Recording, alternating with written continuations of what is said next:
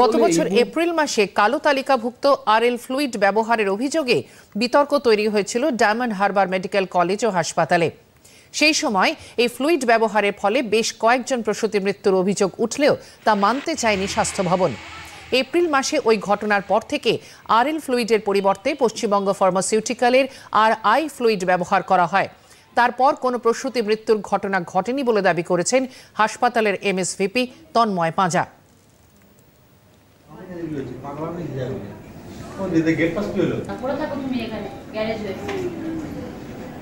ওই কোম্পানি মানে আমাদের সেন্ট্রালি সিলেক্টেড ফার্ম, সেখান থেকে সমস্ত হেলথ ডিপার্টমেন্টের সমস্ত হসপিটালই সেটা থেকেই প্রকিওর করে, আমাদেরও প্রকিওর করা হয়। কিন্তু অ্যাট প্রেজেন্ট আমাদের ওই ধরনের কোনো সমস্যা হয়নি, যদিও রিসেন্টলি আমাদের স্বাস্থ্য ভবন থেকে একটা নির্দেশ এসেছে যে যেই কোম্পানিটা স্ক্যানারে আছে তাদের সমস্ত প্রোডাক্ট, ফ্লুইড জাতীয় সমস্ত প্রোডাক্ট আপাতত বন্ধ রাখতে বলা।